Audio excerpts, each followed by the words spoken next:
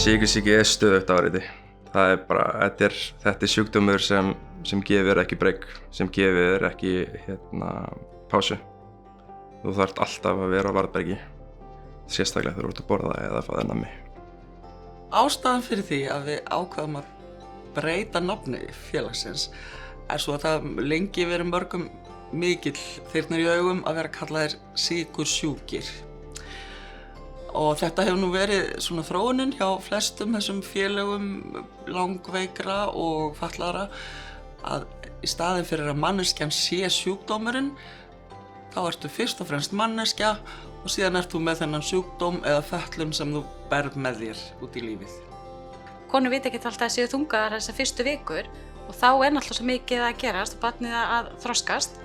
Þá skiptir svo miklu máli að blóðsykurinn sé í lagi því að það eru auknar líkur á að bara ýmiss konar fæðingargöllum þegar blóðsykurinn er verulega hár.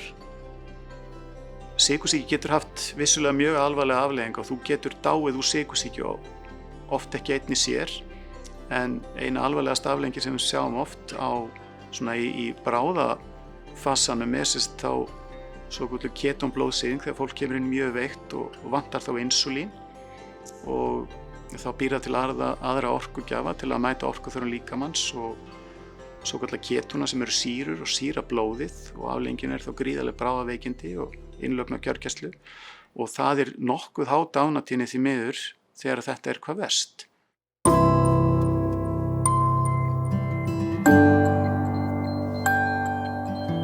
Sykursýki er sá sjúkdómur sem hefur verið í hvar hröðustum vexti á heimsvísu að undanförnu og margir tala beinlínis hann sem faraldur 21. aldarinnar. Nákvæmar tölur liggja ekki fyrir hér á landi en talið að 10% þjóðarinnar séu með sykursýki. Sykursýki er ástand sem er skilgreint samkvæmt gildinu á blóðsykri og því er venjulega stjórnað af hormóni sem heitir insúlín og það er framleitt í breiskirtlinum. Við höfum tvær megintegundir af sykursýki. Það er tegund 1 og tegund 2. Stærsti hópurinn eða 90% er tegund 2. En tegund 1 er þá svona á bilinu 5-10% af þýðinu öllu og vandamálið þar er að þetta er sjálfsofnæmissjúkdómur svokallaður, þar sem myndast mótefni. Þau valda því að ákveðnar brisfrumur týna tölunni og við hættum að geta framleitt insúlín. Þá hækkar blóðsykurinn, fólki fær einkenni sem að tengjast blóðsykurhækkuninni sjálfri sem eru þá aukinn þorsti og þá þarf maður að pissa mikið, maður fer á klósettið á nóttunni, maður verður þreyttur og slappur, það eru kannski náladofi í fingurgómunum, sjónin breytist, maður hættir að geta fókuserað vel á eða náð skarpri sjón og þetta er svona svolítið breytilegt frá degi til dags. Og á endanum leiðir þetta til meira og meira magnleysis og þreytu og getur síðan orðið að alvarlegu ástandi sem kallað hefur verið sýrudá eða ketoacidósis. Þetta getur raun og verið gerst hvenær sem er á lífsleiðinni en eins og með marga aðra sjálfsofnæmissjúkdóma þá er algengara að fólk greinist með þetta á fyrri hluta ævinnar. Fólk með sykursýki 1 þarf að taka stöðugt inn insúlín sem linar einkenni sjúkdómsins. Ef við náum ekki góðum árangri í þessu þá eykst hættan á langtíma fylgikvillum. Og í heildina séð er það fyrst og fremst hjarta- og æðasjúkdómar en það eru líka svokallaðir smáæðasjúkdómar sem margir kannast við. Það snýst þá augnbotnabreytingar, breytingar í nýrónum sem geta endað í nýrnabilun og síðan einnig þá í æðakerfinu út í fótunum og sömuleiðis getur það lagst á taugakerfið í fótunum og valdið verkjum og svo framvegis. Þannig að fylgikvillarnir eru slæmir og þeir eru mjög dýrir fyrir þjóðfélagið en fyrst og fremst erfiðir og sársaukafullir og vandasamir fyrir fólki sem er með þetta vandamál. En það er hægt að koma í veg fyrir þetta ef við náum mjög góðri stjórn á sykrunum og staðan í dag er þá þannig að núna erum við með hóp af fólki sem að þarf insúlín sem að getur ekki án þessu verið, fólk með sykursýki tegund 1 Og þá þarf það í raun og veru að gefa sér 2 tegundir af insúlíni, annars vegar grunninsúlín í sprautu einu sinni á dag þá og svo máltíðainsúlín sem gefið fyrir hverja máltíð eftir því hvað þú ert að borða. En tækninni hefur fleygt fram og núna erum við komin í þá tíma að það sjálfvirkar dælur til sem geta gefið insúlín samfellt og svo eftir skipun frá notandanum gefið skammta af insúlíni með máltíðunum. Og þær hafa þróast mjög hratt þessar dælur. Núna þær margar hverjar orðnar þannig að þær eru hálf sjálfvirkar og geta þannig breytt þessum grunnskammti eftir því hvað að gerast í líkamanum. Þær geta ekki ennþá metið hvað við ætlum að fara að borða, en það kannski kemur. En staðan hefur batnað mjög mikið hjá mjög mörgum og lífið orðið bærilegra með þessum insúlíndælum sem að þá fylgja sýritar sem að skrá sykurinn á nokkura mínútna fresti og á grunni þess tekur dælan ákvörðun hvað hún ætlar að gera. En þannig að þetta orðið mun einfaldara heldur en það var, þó svo að þetta kalli alltaf á skilning og viðbrögð þeirra sem eru með þennan vanda. Við hér á Íslandi erum núna með það bil helming af okkar þýði á dælum sem í raun og veru mjög hátt hlutfall miðað við hvað að gerast erlendis. Þannig að það virðist vera tiltölulega gott aðgengi orðið að þessari tækni hjá okkur og það hefur breytt mjög miklu með sykurstjórnunina almennt hjá okkur á Íslandi. Við sjáum það alveg að staðan batnar mjög mikið hjá fólki við það að nota þessar dælur ef það með sykursýkja tegund 1. Og framtíðin auðvitað svo að það verði betri þessi gervigreind sem að þessi dæla notar til þess að stýra magnin af insúlínu sem gefið. Og það eru að koma á markað dælur sem eru með fleiri en 1 hormón og geta þá í raun og veru bæði hækkað og lækkað sykur eftir því hvað þarf að gera. Þannig að vonandi eftir ekkert mjög mörg ár getum við verið með slíkar dælur í notkun sem að þá gera lífið enn bærilegra fyrir einstaklingin.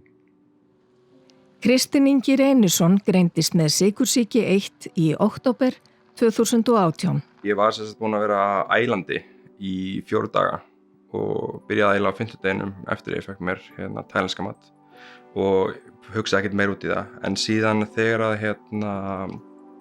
síðan á sunnudeginum þá var ég ekkert batna og kærastinn minn hafði mjög miklar áhyggjur af mér, þannig að fórum að bráðamóttöku. Og konan ætlaði ekki fyrst að hleypa mér inn en ákvað að setja mig í einangrun og síðan bara 6 tímum seinna kemur bráðalæknir og segir að ég sé með sykursýki. Og ég held að þegar ég greindist þá hafði ég verið með rétt yfir 44 í blóðsykur. Svona sem mennileg manneskja með 6,7. Þannig að það mjög hátt. Ég brást eiginlega bara við því að greinast með frekar mikil jákvæðni. Ég náttúrulega búinn að googla mjög mikið þetta og ég held að ég væri með eitthvað miklu verra. Þannig að þegar ég fekk að frétta að ég væri með sjúkdóm sem hægt að höndla, þá, þetta bæði náttúrulega sjokk að ég kom með sjúkdómi sem ég mun aldrei losna við. En á sama tíma var ég svolítið fegin að ég væri ekki með sjúkdóm sem ég gat ekki stjórna sjálfur. Ég tók til bara strax að ég ætla að taka ábyrgð á þessum sjúkdómi. Það enginn að fara að gera það fyrir mig, þannig að ég ákvað bara strax að læra á blóðsykur, á næringu og allt þetta sem í kringum með það. Lífið síðan náttúrulega var töluvert auðveldara þegar ég fekk dælu og bara síðan ég fekk dælu þá hefur þetta verið svona 90% bara gott. Ég hef ekki lent í alvarlegu blóðsykursfalli, ekki ennþá. Ég hef lent í blóðsykursfalli það sem ég líður illa en ég hef aldrei verið eitthvað á leiðinni að líði yfir mig eða eitthvað svoleiðis. En ég hef orðið frekar hár og orðið frekar skapstór, fúll og leiðilegur, sem fylgir því með að fá hann blóðsykur. Fjölskyldulífið hjá mér breyttist töluvert þegar ég greindist og það kom sér í þannig mynd að fólk var að segja mér hvað ég ætti að borða, spurði mig hvort ég mætti borða og skipta sér bara í rauninni að hvernig ég höndlaði sjúkdóminn sjálfur. Og ég tók þetta eiginlega bara á svona svolítið miklum járnhnefa, sagði bara fólki þetta er minn sjúkdómur, leyfið mér að sjá þetta, ég biði ykkur hjálp ef ég þarf þess. Og það hafa í rauninni bara allir í fjölskyldunni minni eftir ég gerði þetta bara verið mjög góðir við mig og tekið þetta bara frekar leyft mér bara að sjá þetta og bara alltaf tilbúin til þess að hjálpa mér. Á hins vegar líka svona smá neikvæð hlið á fjölskyldulífið með sykursýki og það sem sagt að ef ég of lágur eða of hár þá getur það haft áhrif á skapið og þannig að maður getur orðið kannski svona pirraður og leiðilegur við maka sinn og svoleiðis en bara mér finnst það ekki gerast oft og þannig ég hef frekar góð tök á því en ég held að það getur haft mjög mikil áhrif á sambönd ef að ef fólk ekki með góða stjórn á sykrunum sínum.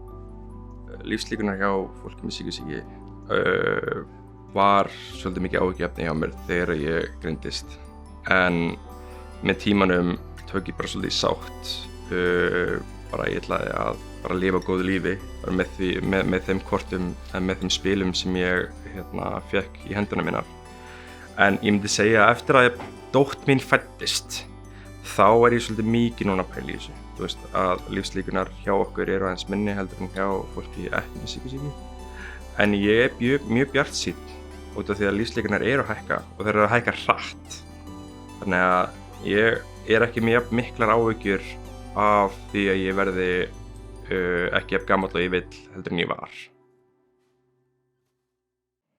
Sem fyrr segir sykursýki 2 mun algengari en sykursýki 1 eða 90% allra tilfella og leggst einkum á miðaldra og eldra fólk á meðan sykursýki 1 leggst frekar á yngra fólk og börn.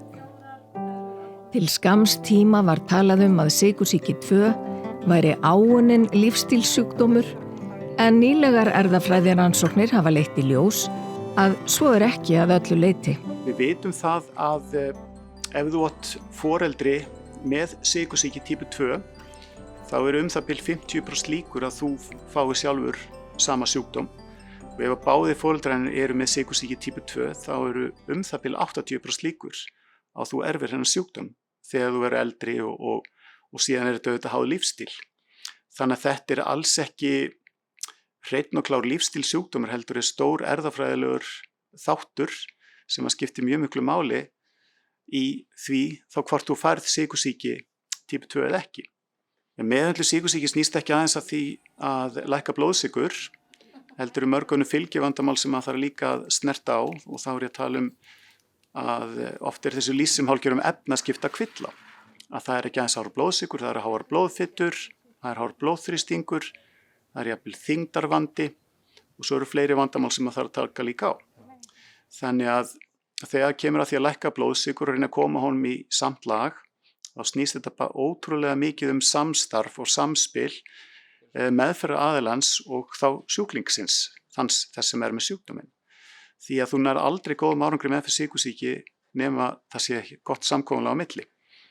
Og mataræði skiptir mjög miklu máli, þannig að við bjóðum öll okkar fólki upp á næringarráðgjöf og þá við að tala almennt í dag að þetta svona hollur almennu matur og draga úr svona fljótunum kolvetnum, eða fljótandi kolvetnum og síðan kemur þá að lyfjameðferðinni og þá reynum við ef við getum að gefa þau lyf sem hafa gefist best.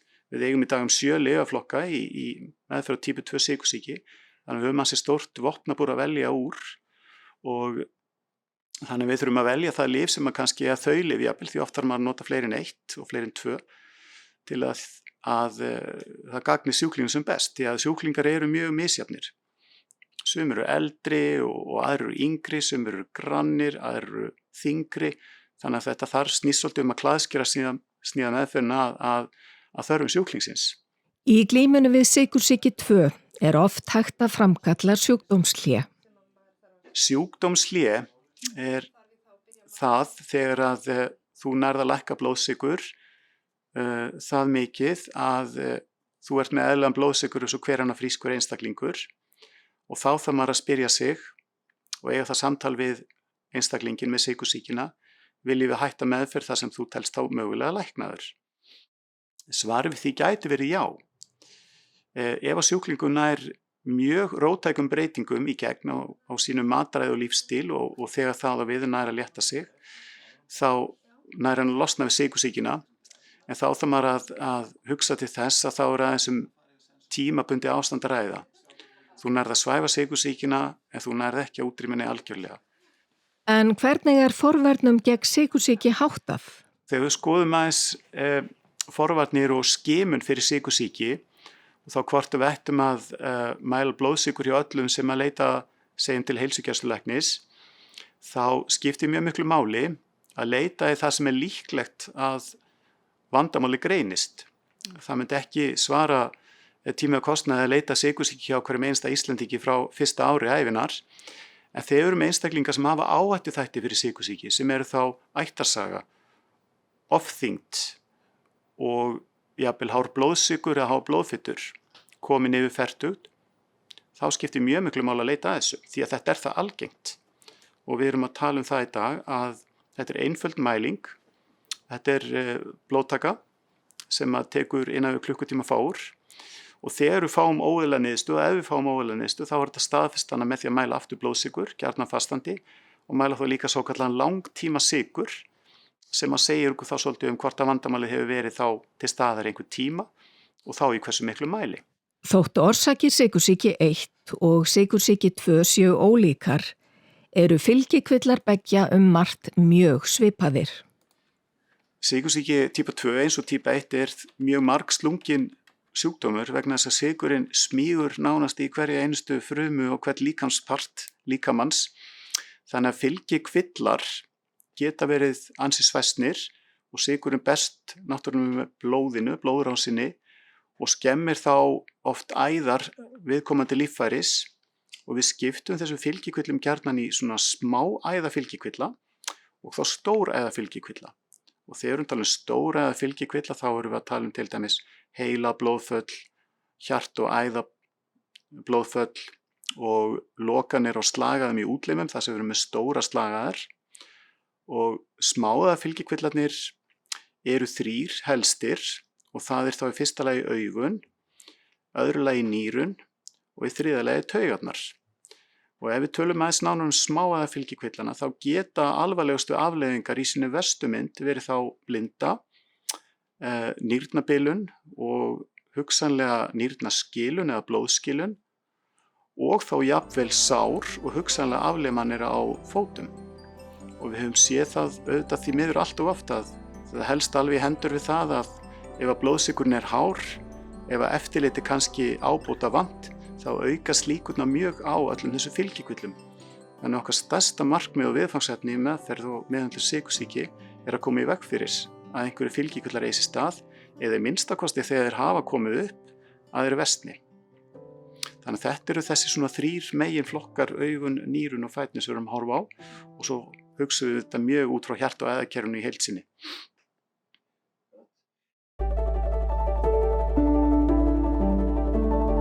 Valgeir Jónasson greindist með sykursýki 2 fyrir tæpum 30 árum, þegar hann var 46 ára gamall. Og ástæðan fyrir því að ég greindist var það að ég fann ekki neitt að ég fyndi fyrir neinu en ég hafði gefið blóð í mörg ár og var að fara að gefa blóð í 117. skipti og yngsti sonur minn var að koma með mér í fyrsta skipti til að taka við af pabba sínum og þá mátti ég ekki gefa blóð af því að púlsinn var svo hár, hann var yfir 100 og þá vildu þeir ekki láta mig gefa blóð.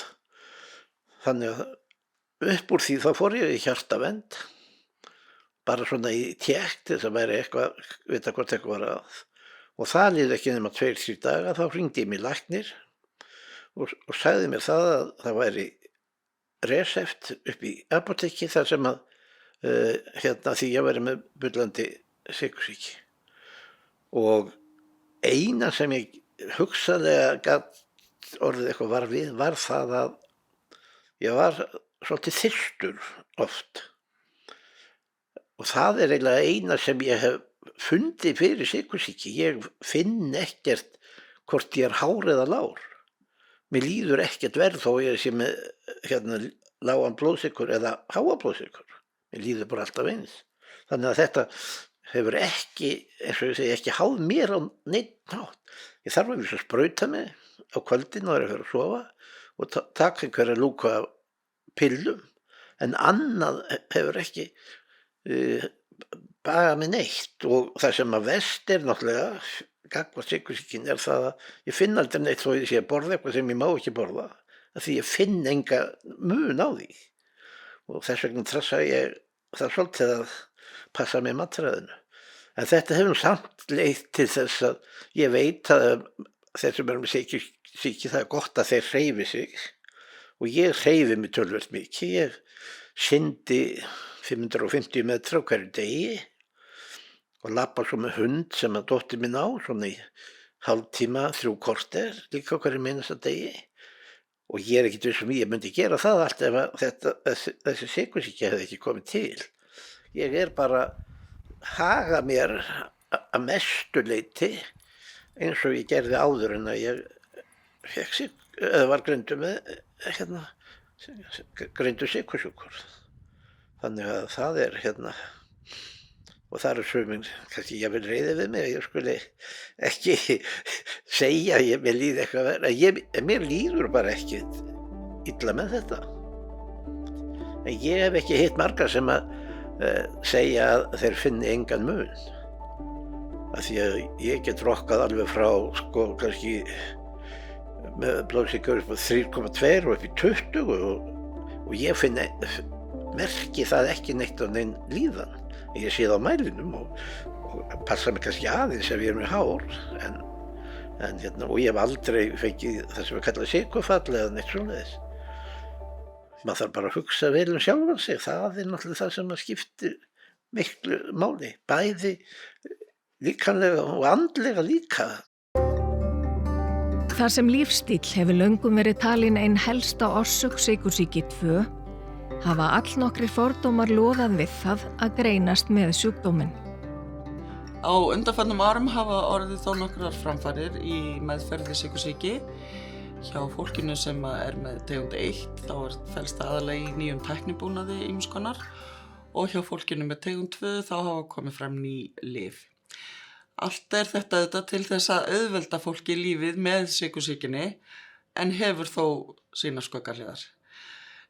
Nýji tækjabúnaðurinn hjá fólkinu með tegund 1 gerir það að verkum að fólk er stöðugt meðvitað blóðsykugildið hverja einustu stund allan sólarhringinn. Og það getur haft í för með sér að svona ofurfókus getur við sagt á hver gildin eru. Og við erum að heyra núna fyrirbæri sem kallast á útlensku diabetes fatigue, það er að segja sykursýkisþreyta og það er bara þegar að fólk verður ofur meðvitað blóðsykurinn og er stöðugt að gá, alltaf að fletta upp, alltaf að kíkja á símann og þetta getur bara valdið streitu og kvíða. Og sama má segja fólkið með tegund 2 sykursýkina eftir því sem samfélagið er orðið meðvitara en áður gildi heilbrigðs lífernis sem er auðvitað gott, að þá gerir það líka það að fólki sem greinist með tegund 2 sykursýki, það upplifir meiri skömm yfir því að fá þennan sjúkdóm. Var ég bara ekki að standa mig nógu vel og er ég bara algjör letingi og allt þetta og svo hitt að það fær neikvætt viðmót utanfrá, jafnvel frá heilbrigðisfagfólki að það hefði ekki átt að gera þetta og hitt og hefði frekar átt að vera svona og hinsegin og þessi kvíði og streita sem getur myndast við þetta, hann beinlínis hefur áhrif á blóðsykurinn og gerir blóðsykurstjórnunina erfiðari og þar með verður sjúkdómurinn erfiðari og erfiðari í meðferð. Þannig að þetta er mjög mikilvægt að fólk ræði ef því líður svona að það ræði þetta við lækninn sinn eða hjúkrunarfræðinginn þegar það mætir í eftirlit. Lífstíllinn okkar skiptir máli fyrir alla langvinna og bara okkar velferð yfirleitt, hvort sem við erum að fyrirbyggja sjúkdóma eða vinna með sjúkdóma sem eru þegar komnir. En hins vegar þá stjórnum við kerfunum okkar í líkamannum ekki eins mikið og við höfum viljað halda hinga til, eins og til dæmis að við stjórnum alveg blóðsykurinn okkar eða stjórnum alveg þyngdin okkar. En það eru þarna mjög merkileg stýrikerfi í líkamanum okkar, bæði þyngdarstjórnunarkerfi og blóðsykurstjórnunarkerfi. Og þessi kerfi hlusta mjög mikið á hvað við gerum í okkar daglega lífi. Og þannig að það í rauninni það sem við getum gert að gefa þessum kerfum bara góðar forsendur til að vinna. Og það getum við gert með því að halda eins miklum stöðugleika í svona daglega lífinu, þannig að það er regla á mataræði, það er regla á svefni, við erum að hreyfa okkur með einhverjum hætti svona í okkar daglega lífi og við erum að passa upp á streituna og halda svona andlegu líðaninni innan skekkjumarka, því að auðvitað hendir lífið í okkar alls konar verkefnum. Margir tengja sykursýki og offitu mjög sterkt saman og vissulega heilmikil skörun í þessum kerfum, en það líka hægt að vera með sjúkdóminn sykursýki algjörlega óháð þyngdarstjórnun líkamanns, hvort sem það ofþyngd eða ekki, en það líka hægt að vera með truflun í þyngdarstjórnunarkerfum líkamanns án truflunar á blóðsykurskerfinu. En vissulega ákveðin skörun milli þessara kerfa, þannig að offita og sykursýki hanga oft saman. En það sem svo mikilvægt að átta sig á því að líkaminn með flókna stýringu á þessu en einstaklingar upplifa oft að þeir lífstílinn þeirra sé það sem að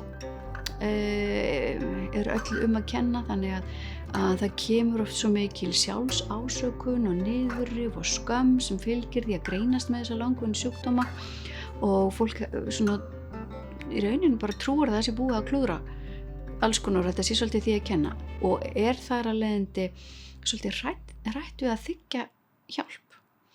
Og þetta eitthvað sem að við viljum að fólk, þessi svona gildra sem fólk komist út úr og átta sig á því að við getum gefið þessum kerfum ákveðna forsendur og skilaboð, en við getum verið að lifa mjög heilbrigðu lífi og alla máta fengi samt þessa sjúkdóma og þannig að líkaminn þarf oft aðstoð og það engin skömm að þiggja aðstoð. Meðgöngusykursýki sú tegund sykursýki sem greinist í fyrsta skipti á meðgöngunni, þegar líkaminn nær ekki að framleiða nægilegt insúlín eða nýta nógu vel það insúlín sem til staðar. Tíðni meðgöngusykursýki á Íslandi í dag eitthvað undir 20%, í kringum 17-18%, þannig að það 5. hver kona sem greinist hjá okkur, sem ansi há tíðni. Við skimum allar konur sem eru með vissa áhættuþætti fyrir meðgöngusykursýki og sú skimun fer fram upp úr miðri meðgöngu með sykurþolsprófi. Konan þá ýmist með ættarsögum sykursýki eða við förum eftir ákveðnum áhættuþáttum, til dæmis aldri eða líkamsþyngdarstuðli. Ef að kona greinist með meðgöngusykursýki þá fær hún blóðsykurmæli og mælir sig 4 sinnum á dag út alla meðgönguna. Meðgöngusykursýkin nánast alltaf einkennalaus. Þannig að það ekki hægt að treysta á því að konur sem líður vel eða ekki með nein einkenni sé ekki með hana og þess vegna svo mikilvægt að skima. Afleiðingar af ómeðhöndlaðri meðgöngusykursýki geta verið vaxtartruflanir hjá barni, það getur verið nýburagula og svo geta börn lent í blóðsykurfalli strax eftir fæðingu ef að ekki fylgst með blóðsykri móður á meðgöngu. Oftast hægt að halda blóðsykur sveiflunum góðum með breyttu mataræði, auka aðeins hreyfingu. Bara 30 mínútna göngutúr á dag skiptir máli, hann getur dregið úr þessum blóðsykursveiflum. Og svo líka streita og álag skiptir máli, að passa upp á það og svefnun skiptir mjög miklu máli. Þannig að oftast gengur konum vel að halda meðgöngusykursýkinni í skefjum með þessum atriðum. En einstaka sinnum þurfa konur lyf til þess að draga úr þessum blóðsykursveiflum og við erum með ákveðin viðmiðunargildi sem við viljum ekki að blóðsykurinn fari yfir og algengast að konur fari þá á töflumeðferð en einstaka kona þarf líka insúlín til þess að ráða betur við blóðsykurinn.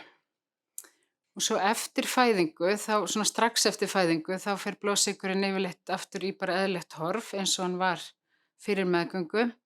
En það er samt mjög mikilvægt að láta fylgjast með blóðsykrinum á svona 1–2 ára fresti eftir fæðingu og það er það bara gert hjá heimilislækni í reglubundnu eftirliti. Það er ekki, ég segi alltaf að meðgangan sé eins konar álagspróf fyrir líkamann. Þannig að þeir kvillar sem koma upp á meðgöngu, eins og sumar fá háþrýsting á meðgöngu, aðrar þunglindi, þetta er svona hefur ákveðið forspárgildi fyrir einhver, það er einhver veikleiki þá kannski í líkamannum hjá þeim einstakling. Þannig að það er þá nauðsynlegt að fylgjast með eftir fæðingu og bara alla ævi að þá er eins og kona sem hefur fengið meðgöngusykursýki er í aukinni áhættu að fá típu 2 sykursýki. Einhverjar rannsóknir sýna fram á að sé alltaf 50% líkur á því að fá típu 2 sykursýki ef ekkert er að gert. En að mínum mati vantar eitthvað kerfi hjá okkur á Íslandi til þess að kalla inn konur til eftirlits.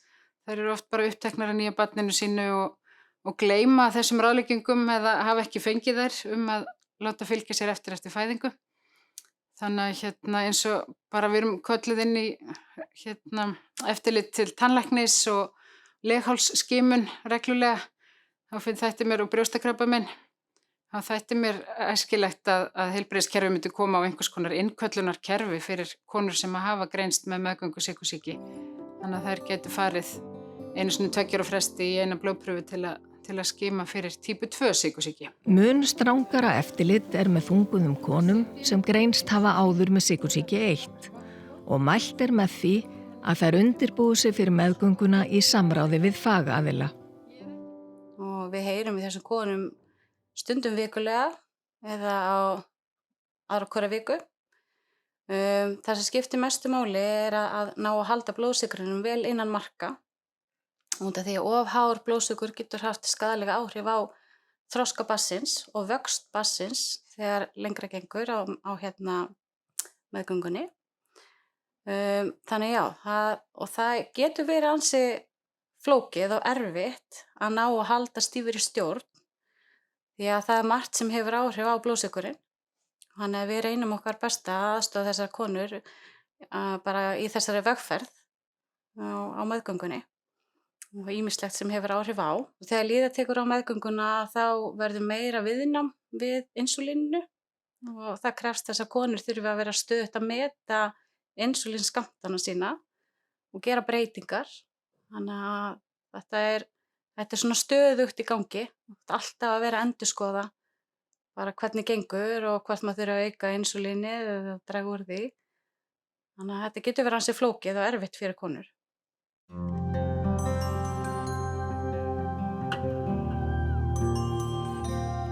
Helga Reynisdóttir er starfandi hjúkrunarfræðingur, ljósmóðir og brjóstakjafaráðgjafi.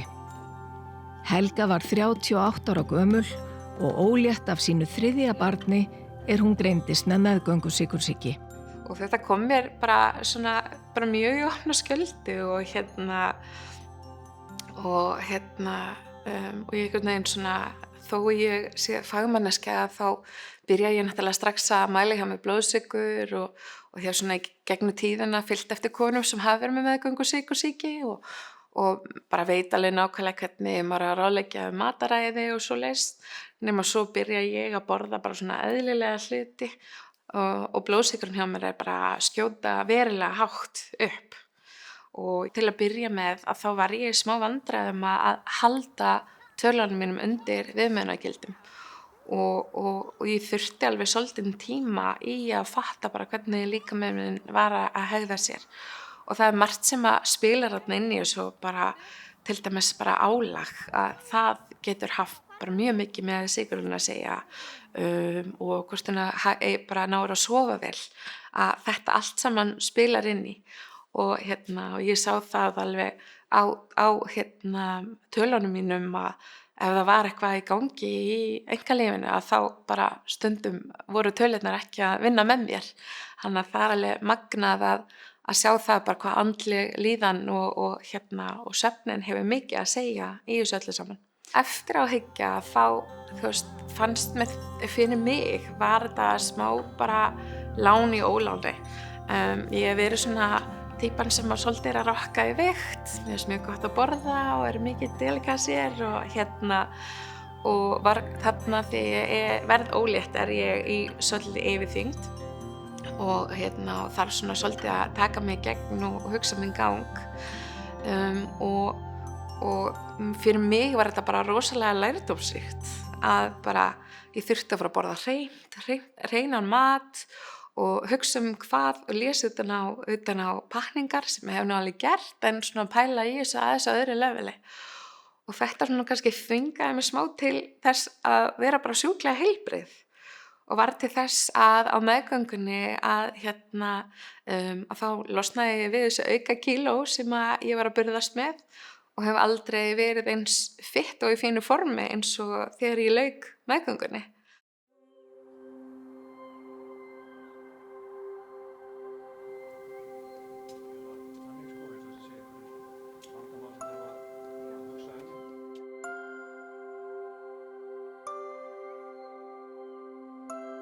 Sykursýki tegund 1 og 2 eru þannig tiltölulega flókin vandamál og ábyrgðin á meðhöndluninni er að vissu leyti fyrst og fremst hjá einstaklingum.